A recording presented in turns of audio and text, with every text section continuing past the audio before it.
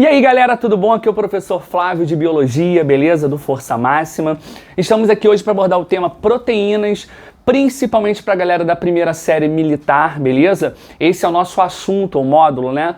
Número 3. E vai ter que ser dessa forma aqui pelo YouTube, né? Estamos morrendo de saudade, morrendo de vontade de voltar à sala de aula, mas nós temos certeza que a curto, médio prazo estaremos juntos, né? E poderemos de novo voltar a ter essa troca legal que a gente tem na nossa escola tão querida, beleza? Vamos começar?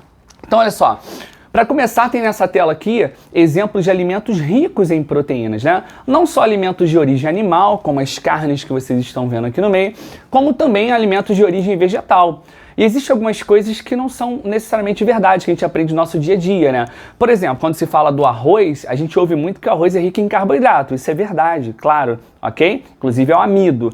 Mas também é um alimento riquíssimo em proteínas, né? Não é só o feijão, por exemplo, ou ervilha, lentilha. E a gente vai estar aos poucos aí vendo realmente o que é verdade e o que a gente aprendeu aí por cultura ao longo do tempo, beleza? Vamos dar uma olhadinha aqui, ó. Bem, para começar, dá uma olhadinha aqui, ó. Do grego, proteios, que significa de suma importância. E eu escolhi essa foto para mostrar para vocês por quê, ok? Quando uma criança, ok, está desnutrida, é porque a quantidade de proteínas que ela está incorporando na sua alimentação está abaixo daquela que o seu corpo exige, tá bom? Porque nós vamos ver, quando a gente for falar das funções das proteínas, que uma das funções mais importantes que elas desempenham é a função estrutural. Como assim? Formando tecidos e órgãos do nosso corpo, como a nossa pele, os nossos músculos, os ossos e daí por diante. Se você não tem matéria-prima suficiente para construir esses tecidos, consequentemente, eles acabam sendo prejudicados, ok? Inclusive o próprio sistema nervoso, ok, pode ser prejudicado pela falta das proteínas, beleza? Aqui, ó. Bem, e o que são proteínas? Na verdade, as proteínas, elas são formadas pela união de moléculas menores chamadas de aminoácidos, ok? Esses aminoácidos vão se unindo por meio de ligações chamadas de ligações peptídicas, tá bom? Onde pelo menos 50 deles, ao se unirem, formam uma proteína. 49 ou menos formam uma estrutura chamada de proteinoide, que para você que está na primeira série ainda não importa isso aí por enquanto, tá bom? O que a gente precisa saber então? Que proteínas são macromoléculas, são moléculas enormes, obviamente formadas por moléculas menores, chamadas de aminoácidos. E eles se ligam, se unem uns aos outros por meio das ligações chamadas de ligações peptídicas. Mas por que usar esse nome, ligações peptídicas? Porque os aminoácidos também são chamados de peptídeos, tá bom? Por isso que eu coloquei para vocês aqui, que elas são polipeptídeos. Poli quer dizer o quê? Muitos, diversos, vários, né? Ou seja, são moléculas formadas pela união de diversos peptídeos, ok? E olha só, importante que às vezes cai, inclusive tem na nossa apostila, essa forma estrutural aqui, ó, molecular, dos aminoácidos. Veja bem, aqui destacado em verde, nós temos um grupo, um agrupamento chamado de grupamento amina, tá ok? Aqui do lado de cá a gente tem um grupo que a gente chama de carboxílico, e um grupo central aqui no meio que é comum a qualquer tipo de aminoácido. O que faz um aminoácido ser diferente do outro é justamente o que aparece nesse R aqui, ó, que a gente chama de radical, ok? As ligações que existem ali, os átomos que aparecem ali, é que determinam que tipo de aminoácido ele é, beleza? Então todo aminoácido tem um grupo amina, um grupo carboxílico, tá bom? Um central, que é comum a qualquer tipo de aminoácido, e o radical, que vai determinar as diferenças entre eles. Tá, Flávio, mas eu já ouvi falar que existem centenas de milhares de proteínas. E quantos aminoácidos existem? Olha aqui, ó. Bem, existem 20 tipos de aminoácidos. Os aminoácidos aqui, ó, esses 12 que nós colocamos aqui, são chamados de não essenciais. Como assim, Flávio? Então quer dizer que eles não são essenciais? Não, não é por aí, tá bom? É assim, ó. Os essenciais, que são esses 8, eles são adquiridos por meio da nossa alimentação, ok? Quando nós ingerimos alimentos ricos em proteínas, esses aminoácidos essenciais são incorporados ao nosso organismo. A partir deles, ok, acontece um processo chamado de transaminação, onde a partir deles os outros 12 são originados. Ok? Há uma incógnita em relação a isso aqui, a histidina. Muitos autores já acreditam que eles são considerados como aminoácidos essenciais e não naturais, mas isso também não vai ser cobrado para vocês, tá ok? Ué, Flávio, mas se só existem 20 aminoácidos diferentes, como é que existem centenas e milhares de proteínas, beleza? Por 3 motivos isso já foi questão de prova para vocês. Daqui a pouco eu volto à tela. Aqui, ó.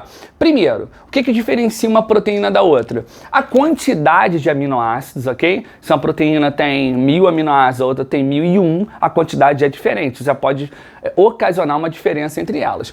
Os tipos de aminoácidos, tá? Será que todos os aminoácidos aparecem em todas as proteínas? E tem um detalhe, a sequência deles, ok? A combinação, o arranjo que eles podem fazer pode ser diversos, concorda? Porque são 20 aminoácidos diferentes. Então é claro que a forma com que eles se arranjam para formar uma proteína é que vai dizer quem ela é, beleza? Aí eu vou voltar aqui 2 telas para vocês, ó, para vocês verem uma coisa interessante.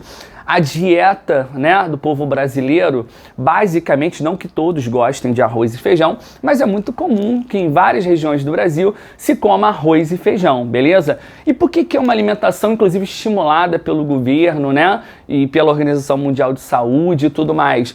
Pelo seguinte, dá uma olhadinha lá do lado direito lá. O arroz, ele é rico em metionina e cisteína, que são 2 aminoácidos muito importantes para o nosso corpo. Em compensação, ele é pobre em lisina, beleza? Que também é um aminoácido muito importante. O feijão é ao contrário. Aqui, ó, ele já é rico, aqui, ó, em lisina e é pobre em metionina e cisteína. Eles acabam se completando, né? Um é rico em metionina e cisteína e o outro já é rico em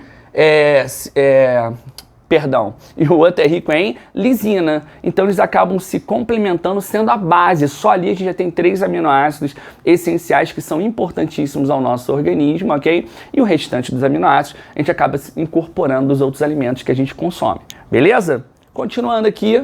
Aqui, ó, isso aqui é um exemplo de uma ligação peptídica. Dá uma olhadinha aqui, ó. Um grupo chamado de hidroxila, esse OH aqui, se une a um hidrogênio do outro aminoácido. E para pensar, se agora eu tenho 2 hidrogênios ligados a um oxigênio, agora eu formo uma molécula de água, né? Sempre que acontece uma ligação peptídica, como acontece a união dessa hidroxila com hidrogênio, uma molécula de água é liberada dessa ligação. Então você deduz que quando acontece o contrário, quando acontece a quebra dos aminoácidos para as proteínas, né, os aminoácidos se separarem, uma molécula de água é incorporada a essa ligação química, beleza? Aqui, ó, essa aqui é a ligação peptídica que a gente havia comentado anteriormente. Quando essa ligação acontece, nós dizemos que ali se forma um agrupamento ou grupamento amina, que justamente vem derivado da palavra aminoácido. Já vimos essa tela. Outra aqui, olha uma situação interessante, né? Vem num tema posterior a esse, quando a gente vai falar de duplicação, transcrição e tradução, que é a formação das proteínas, mas eu acho que você já sabe, já aprendeu em sala de aula, ok? Que o DNA é formado por uma molécula dupla, ok? Por 2 fitas, né? E essas letrinhas que estão aqui são as bases nitrogenadas, que no DNA pode ser o A de adenina, o C de citosina, o T de timina e o G de guanina, tá? E a gente sabe que sempre onde tem numa fita um G de guanina, a citosina é que se liga à guanina. E quando tem um A timina é que se liga. Então, A com T, C com G. Dá uma olhadinha aqui. Nas hemácias, nos glóbulos vermelhos de pessoas saudáveis, tá bom? A sequência do DNA que determina que ela seja saudável é essa que vocês estão vendo. Existe um caso onde as pessoas têm um tipo de anemia chamada de anemia falciforme. Dá uma olhadinha nessas hemácias aqui. Elas são defeituosas, beleza? Elas não têm esse formato discoide, beleza? E não conseguem carregar oxigênio e gás carbônico como deveria. Tudo por um motivo. Dá uma olhadinha aqui, vem a sequência toda igual tá lá em cima. Tá vendo que essa sequência aqui forma a prolina, essa sequência forma o ácido glutâmico. Olha na sequência das pessoas que têm esse problema aqui. Quando chega nessa sequência aqui, era para ser CG, TA, CG. A mudança de uma base nitrogenada, ó, onde era um A, numa fita fica, onde era um T, numa fita fica um A. É claro que esse aqui eu tenho um A, agora eu não posso ter um A na outra fita, eu vou ter um T de timina. Essa única mudança de uma base nitrogenada ali vai fazer mudar a outra também, porque A se combina com T, beleza? E essa formação, e essa combinação não vai gerar mais um ácido glutâmico, esse aminoácido, gera um outro aminoácido chamado de valina. Só por mudar o aminoácido na sequência ali, já muda a configuração total da proteína e faz com que essas hemácias sejam defeituosas, tenham o formato de uma foice, beleza? E não conseguem carregar oxigênio como deveriam. Isso causa, com certeza, muitos transtornos à saúde desse indivíduo, tá? Aqui, ó. Estrutura das proteínas, tá? As proteínas podem se comportar de uma forma linear, como esse primeiro desenho aqui, ó, um aminoácido após o outro, e eles não estão se enrolando em torno de si próprio, uma sequência linear. Nós dizemos que esse tipo de proteína, a forma molecular dele nesse momento é chamada de estrutura primária, beleza? Mas se começar a espiralar, ou seja, enrolar em torno de si própria, ok? Por meio de pontes de hidrogênio aqui, tá? Se ela começa a se enrolar e passa a ter esse formato, a gente diz que nesse momento ela é uma proteína de estrutura secundária. Mas pode continuar, outras forças podem agir, ok? E enrolar ainda mais essa proteína, fazendo com que ela tenha essa aparência aqui, que lembra até esses fios de telefones mais antigos, né? Que eram enroladinhos uns nos outros, beleza? Nesse momento aqui, as ligações de hidrogênio, pontes de sulfetos e forças de Van der Waals são as forças que agem enrolando essa molécula cada vez mais em torno de si própria. Nesse momento, a proteína ela tem a estrutura terciária.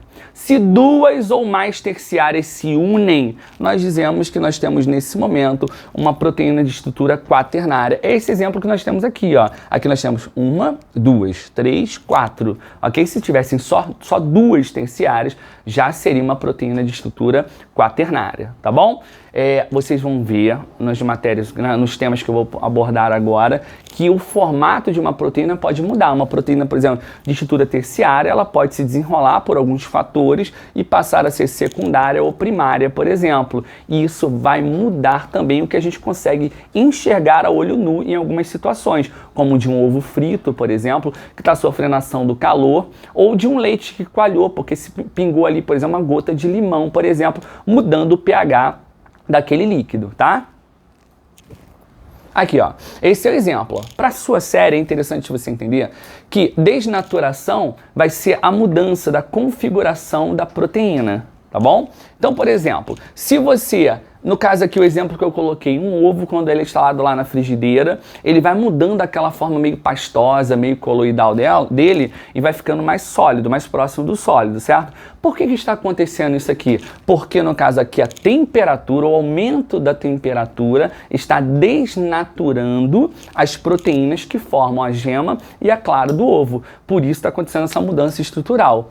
O que também é cobrado de vocês? Também a mudança de pH, como eu falei agora há pouco, né? Se você pinga uma gota de limão num copo cheio de leite, após algum tempo, aquele leite que era no estado líquido vai ficar mais pastoso, beleza? Se você alterou o pH, nesse caso se tornou o pH mais ácido, essa alteração pode causar mudanças e ocasionar a desnaturação das proteínas. A forma dela, que normalmente é uma forma terciária, passa para secundária ou primária, fazendo com que o alimento tenha uma aparência diferente.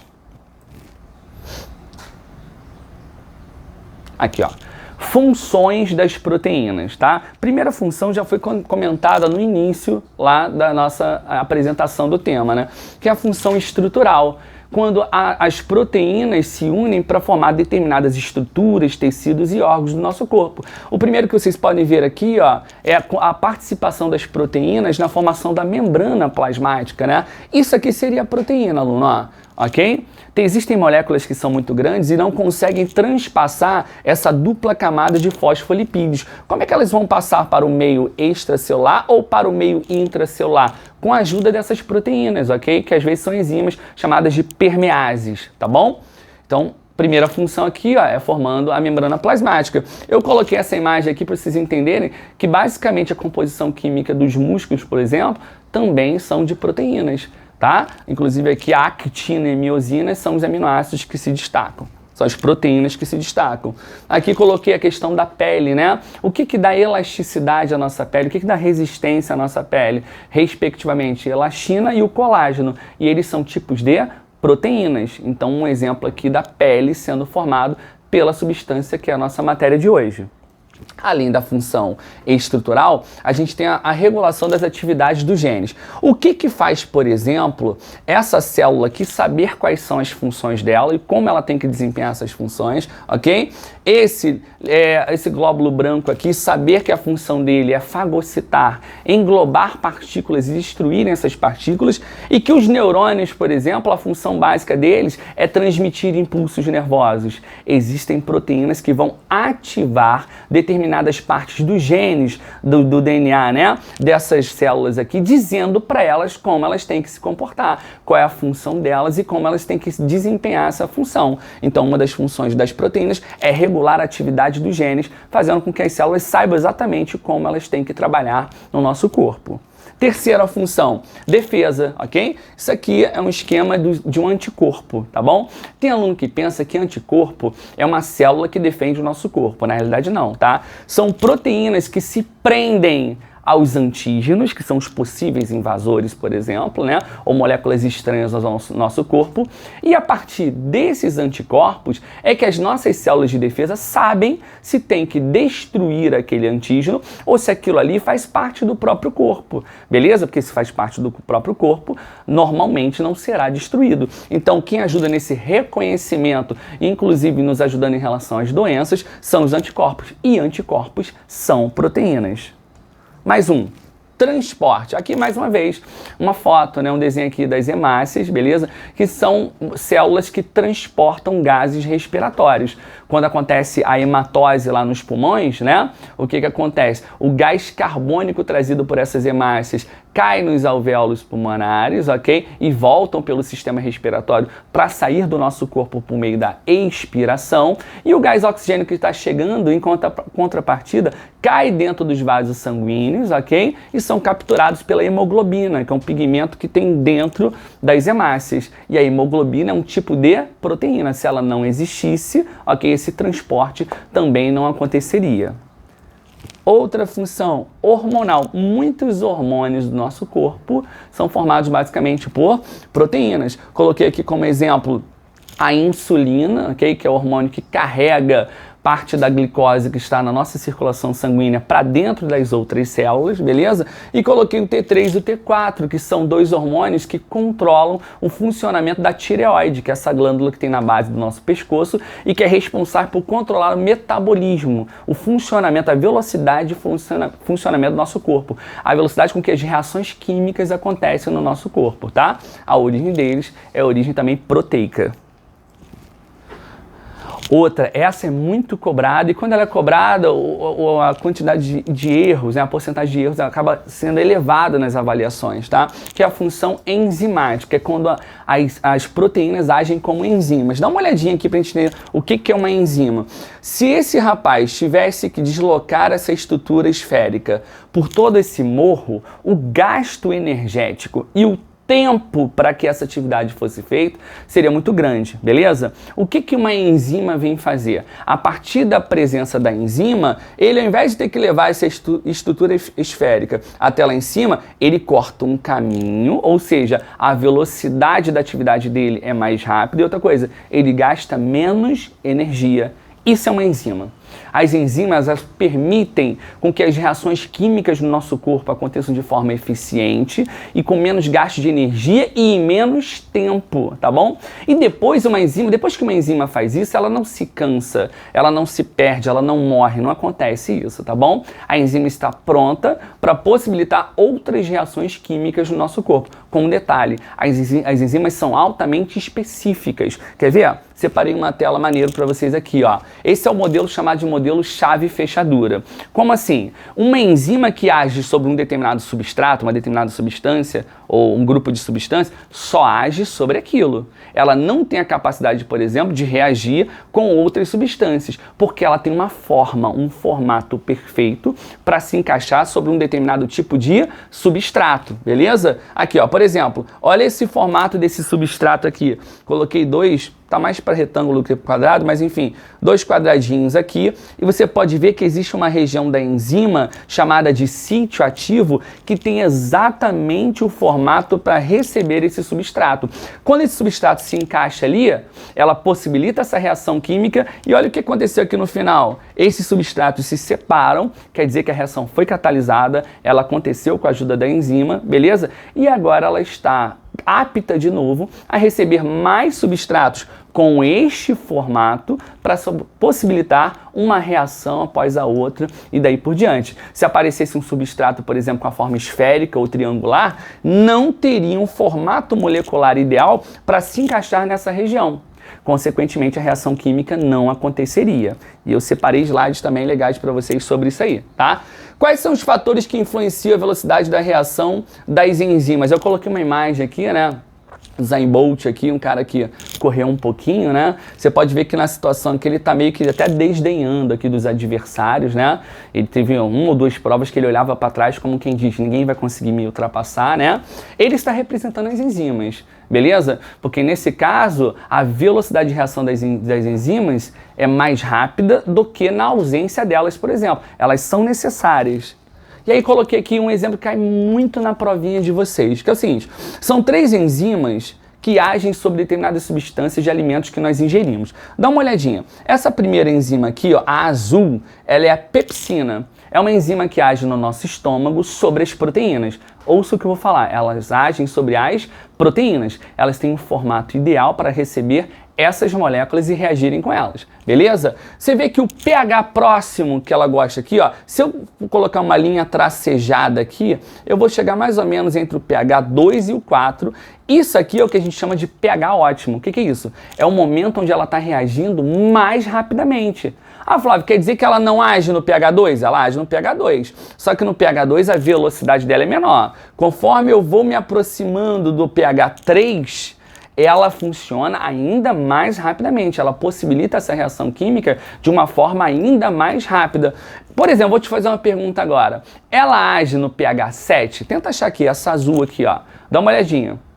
Foi? Aqui, ó. O pH 7 estaria mais ou menos aqui. Ela age quando o pH é 7, ou seja, o pH é neutro? Até age, mas a velocidade dela é mais ou menos onde eu estou apontando aqui agora, com o meu dedo. Ou seja, a velocidade dela é muito baixa. O pH ótimo para ela é em torno de 3. As outras, o pH ótimo para elas é em torno de 3? Com certeza não, né? Se nós pegarmos aqui, por exemplo, a amilase salivar, que é essa verde, você pode ver que ela começa aqui, e se a gente fizer uma linha tracejada aqui, ó, descendo aqui bonitinho, o pH dela tá mais ou menos entre 6 e 7, ok? Mais próximo do 8, desculpa, tá entre 6 e 8, mais próximo do 8 ainda, tá?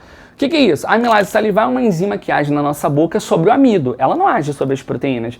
Se você está comendo um pedaço de carne, por exemplo, ok? Ela não vai agir sobre as proteínas daquela carne. Se você está comendo ervilha, por exemplo, lentilha, não vai agir. Ela age sobre o amido. Quando você está comendo batata, quando você está comendo arroz, por exemplo, ela vai agir sobre o amido que está presente nesses alimentos, tá bom?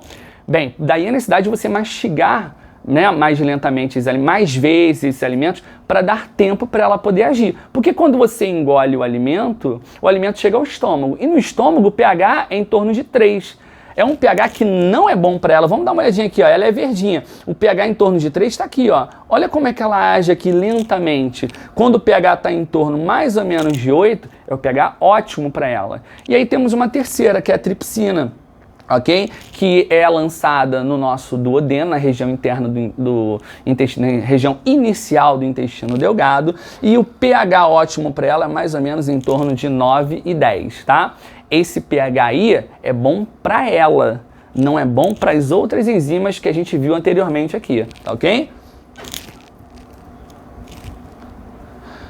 Aqui, ó, mudança de temperatura, tá? Por que há uma preocupação tão grande em relação quando, por exemplo, um recém-nascido ou um idoso está com a temperatura muito elevada, tá?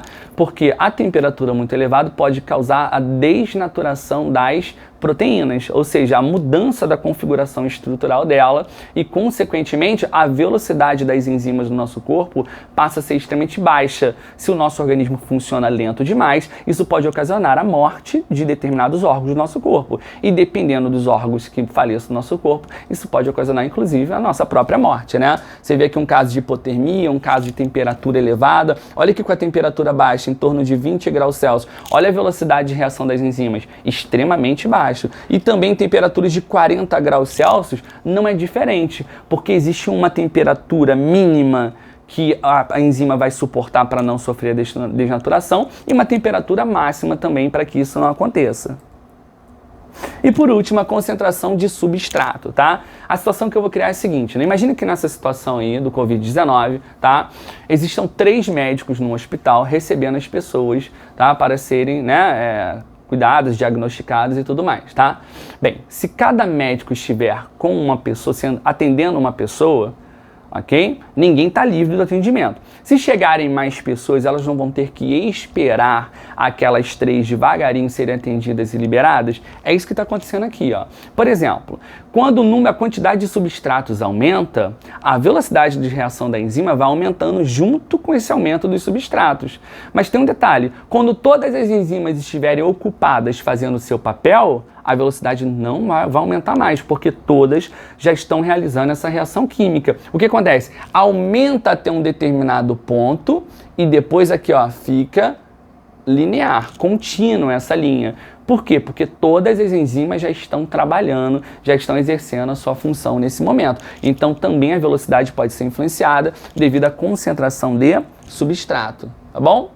E por último aqui, só para você saber que existem substâncias que podem competir com os substratos naquele lugarzinho onde o substrato se encaixa na enzima. A gente vai levar em consideração essa imagem aqui, ó. Tá vendo que essa enzima aqui, ela tem um sítio ativo e esse substrato tem um formato exato para se encaixar aqui. Show de bola! O que pode acontecer é o seguinte, que outras substâncias que a gente chama de inibidores competitivos podem ocupar esse sítio, podem ocupar esse espaço, e é claro que se esse espaço está ocupado, não existe mais o espaço para que o substrato se encaixe. E isso pode ocasionar, por exemplo, alguns danos no organismo, inclusive o aparecimento de algumas doenças, tá? E eu separei para vocês, só a nível de curiosidade, né? A questão do lúpus aqui, que é uma doença, né, onde o seu sistema imunológico não consegue reconhecer determinadas células do seu corpo e elas acabam sendo atacadas pelo seu próprio organismo, beleza? E no caso do lúpus, que é uma doença muito comum, né, eu botei aqui exemplos de artistas só para que você fique atento, mas obviamente que atinge qualquer tipo de pessoa, beleza?